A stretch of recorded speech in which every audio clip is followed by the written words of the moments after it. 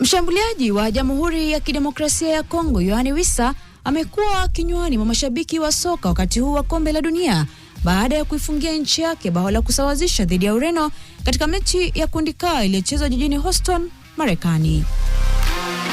Bao hilo lilifuta lile la mapema la Joao Neves wa Ureno na kuwa la kwanza kabisa kwa DRC katika historia yao ya kushiriki Kombe la Dunia, huku likipa taifa hilo alama yake ya kwanza tangu kurejea kwenye mashindano hayo kwa mara ya kwanza tangu mwaka 1974.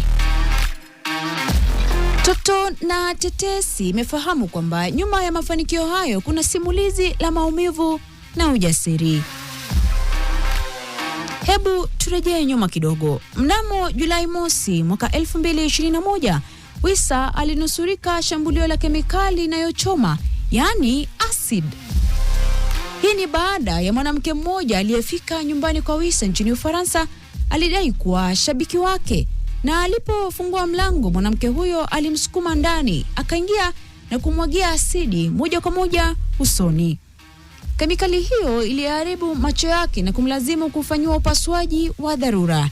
Madaktari walisema kwamba asingepata matibabu kwa haraka angeweza kupoteza uwezo wa kuona.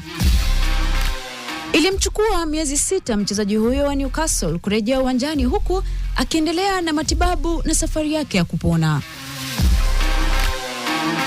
Shambulio hilo lilitokea wakati klabu yake ya Brentford ilikuwa ikijadili uhamisho wake kutoka klabu ya Lorient ya Ufaransa. Licha ya mkasa huo, mjadala uliendelea wakati akipona.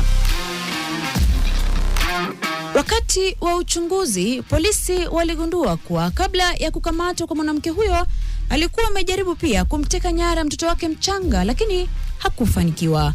Mwanamke huyo mwenye umri wa miaka 36 ambaye baadaye julikana kwa jina la Letitia P alihukumiwa kifungo cha miaka 18 jela mwaka jana. Wakati wa kesi hiyo, waendesha mashtaka walieleza mahakama kuwa mtuhumiwa alikuwa amejifanya mjamzito kwa miezi kadhaa na alikuwa amepanga kuteka mtoto wa familia hiyo. Katika ushahidi wake mahakamani, Wissa alisimulia kwa jinsi maisha yake yalivyobadilika baada ya kushambuliwa. Wissa alielezea akisema, "Nilipofikishwa hospitalini, madaktari waliniambia macho yangu yalikuwa yameungua yote. Kila saa kulikuwa na mtu wa kuniosha. Ilikuwa ndoto mbaya sana. Tangu siku hiyo naingiwa na hofu, kukiwa na kelele kupita kiasi. Kilichonipa nguvu ni kujua watoto wangu walikuwa salama. Nilifanyiwa upasuaji wa macho yote mawili na madaktari wakaniambia nitatumia dawa za macho maisha yangu yote. Ilinichukua miezi 6 kurejesha uwezo wangu wa kuona. Kama nisingepata matibabu kwa haraka, madhara yangekuwa makubwa zaidi."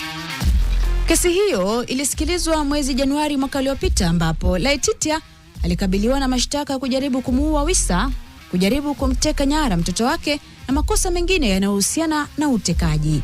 Hukumu hiyo ilihitimisha kesi hiyo iliyotikisa ulimwengu wa soka na kubadilisha maisha ya Wissa na familia yake. Leo bao hilo dhidi ya Ureno ni la kihistoria kwa Wissa. Limekuwa ishara ya ushindi dhidi ya changamoto za maisha, likidhihirisha jinsi alivyogeuza huzuni na maumivu kuwa mafanikio makubwa kwa taifa lake. Kutoka kunusurika shambulio la asidi hadi kuiandikia DRC historia katika Kombe la Dunia, simulizi la Yohani Wissa linaendelea kuhamasisha mamilioni ya watu ndani na nje ya uwanja wa soka. Toto na tetesi. Mikiki, NTV.